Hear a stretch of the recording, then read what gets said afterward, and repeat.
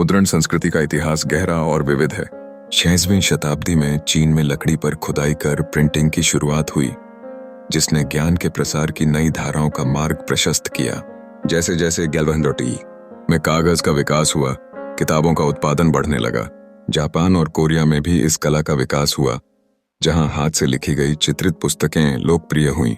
1451 में जर्मनी के Johannes Gutenberg का नाम मुद्रण संस्कृति में अजर अमर हो गया।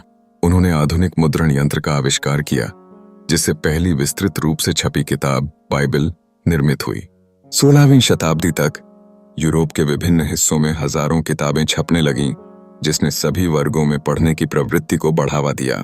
मुद्रण का प्रभाव समाज और विचारों के प्रसार में अत्यंत महत्वपूर्ण था। किताबें सस्ती और आसानी से उपलब्ध हो गईं, जिससे सामान्य जनता के लिए पढ़ाई की संभावनाएं खुल गईं। इस दौरान अखबारों और पत्रिकाओं ने सूचना के एक सशक्त माध्यम के रूप में उभरकर सामाजिक और राजनीतिक जागरूकता फैलाने का काम किया। धार्मिक सुधारों में मुद्रण क्रांति भी महत्वपूर्ण भूमिका निभाई। 16वीं शताब्दी में प्रोटेस्टेंट सुधार आंदोलन ने चर्च के अधिकारों को चुनौती दी।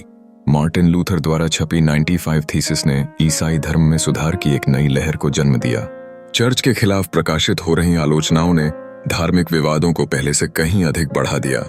भारत में मुद्रण संस्कृति की शुरुआत 1557 में गोवा में पुर्तगालियों द्वारा लाई गई।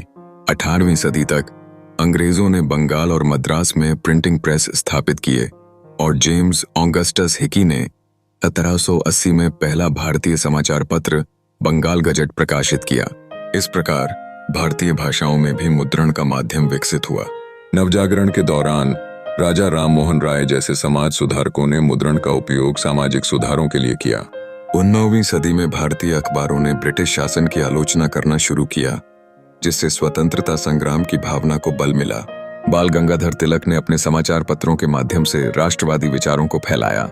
ब्रिटिश सरकार ने सेंसरशिप और प्रतिबंध लगाकर प्रेस पर नियंत्रण करने की कोशिश की, लेकिन इन प्रतिबंधों के बावजूद मुद्रण ने सामाजिक राजनीतिक परिवर्तन को सक्षम बनाकर स्वतंत्रता संग्राम की दिशा को प्रारंभ किया। निष्कर्षतः मुद्रण क्रांति ने शिक्षा, समाज और राजनीति में महत्वपूर्ण बदलाव लाए।